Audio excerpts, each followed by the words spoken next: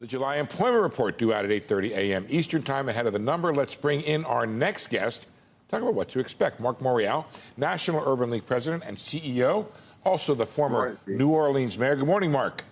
Hey, how are you? Marc, I was reading in the notes here. You have some thoughts about this work from home and what it means for low-income workers. And what's interesting about this is everybody thinks of work from home as a sort of a high-income worker thing, but that's not really the case. There are, if you will, opportunities for people to work from home that may work for single moms, for younger workers. It's in the telemarketing space, in the sales space, where people can legitimately work from home. Sometimes the challenge with working from home is whether you have upward mobility at a company, whether you can simply get stuck because you're in a job and you're not relationship building. People are not getting an opportunity to really learn and see who you are.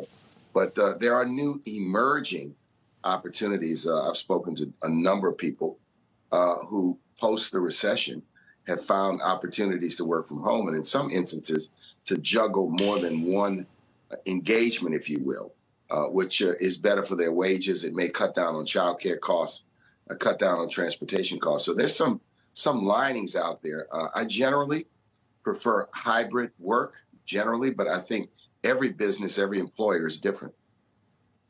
Let's talk about the job market more broadly, Marc. It's been very tight, 3.6%, but that's not been necessarily the case when it comes to all Americans, and especially when it comes to, say, Black and Hispanic Americans. Those unemployment rates are higher, but they're closer than they were.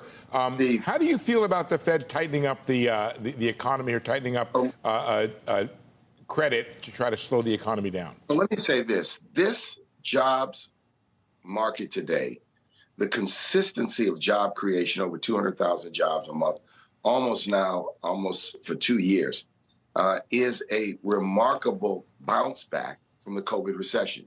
It's the fastest recovery we've seen. It owes itself to both monetary and fiscal policy and the response by the government to this downturn.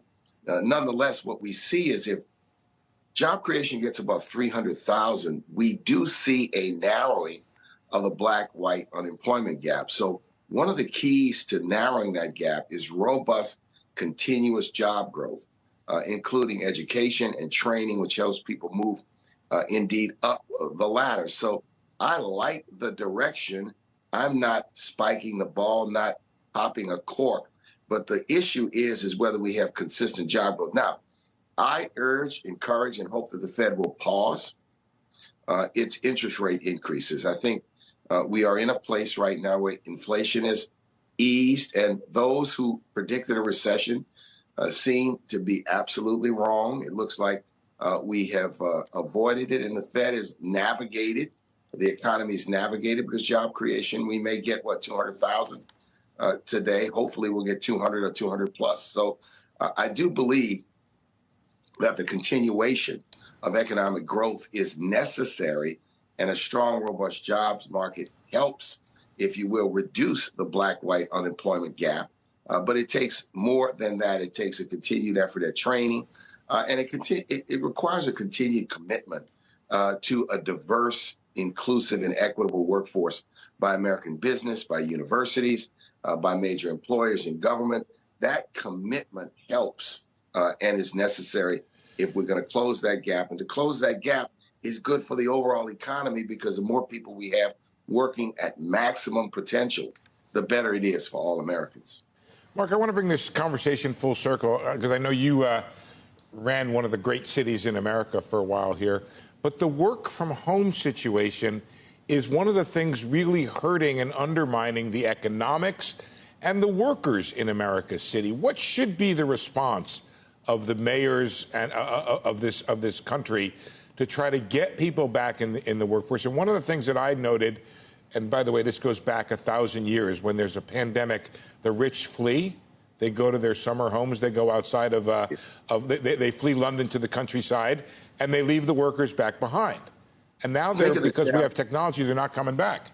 Look, think of the challenges of San Francisco. Think of the challenges that you see in Manhattan. I would urge employers and hope that employers are going to get their workers back in the office at least on a part-time basis. I mean, I run an organization that's in Lower Manhattan. Our headquarters is there. We're on our way to move to Harlem. Our employees work 3 days a week in the office, 2 days a week at home. It's a good balance. It's work for us. It maintains collaboration. It increases productivity and work-life balance. So I think the mayors have to work with the business communities, but also it's going to require a pivot as to how you think about some of the excess office space in terms of creating live workspaces so that if people leave, so people don't completely leave the downtowns.